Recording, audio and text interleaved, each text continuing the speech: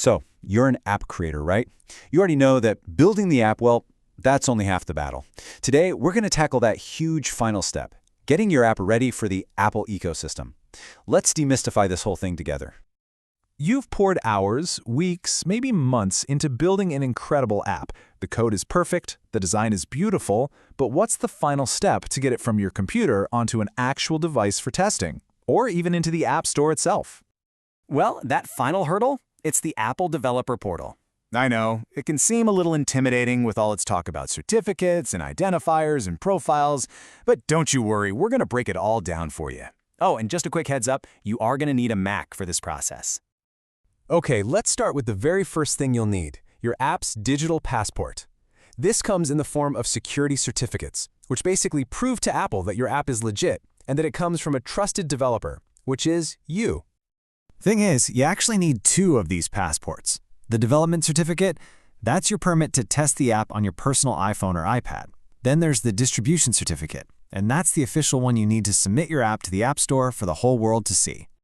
Now, before Apple just hands over a certificate, you have to formally ask for one, and you do that using something called a Certificate Signing Request, or CSR for short. Just think of it like the official application form you have to fill out to get your passport. And you're probably asking, okay, what on earth is a certificate signing request? It sounds super technical, right? But the idea behind it is actually pretty straightforward.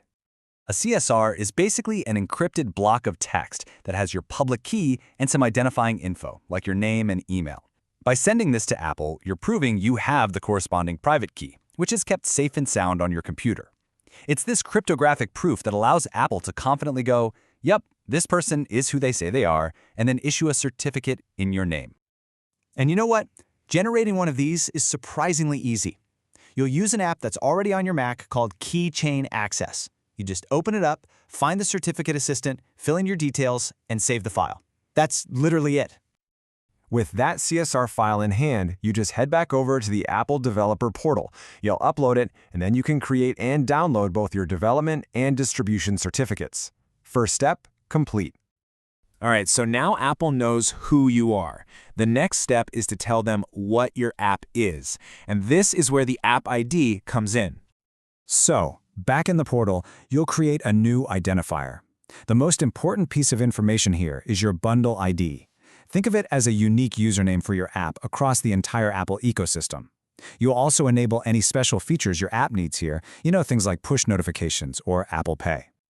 Now listen, this part is really important. Your bundle ID has to be identical everywhere, in your code, in the developer portal, and in App Store Connect. A mismatch here is one of the most common reasons people run into errors, so please double check it. And a little pro tip, once your app is live on the App Store, you cannot change this bundle ID. So, choose wisely. All right, we have the who, that's your certificates, and the what, that's your app ID. Next up is the where, as in, where are you going to test this app? See, for security, Apple doesn't just let you install a development app on any old device. You have to explicitly register your personal test devices, like your iPhone or your iPad, with your developer account. To do this, you'll need two things: a name for the device, which is really just for your own reference, and its unique device identifier, or UDID. This is just a long string of characters that's kind of like a serial number for your specific device. Okay, we've now created all the individual pieces. The final step is to bring them all together with what I like to call the master key, and that is the provisioning profile. A provisioning profile is a file that bundles all the other items we've just created.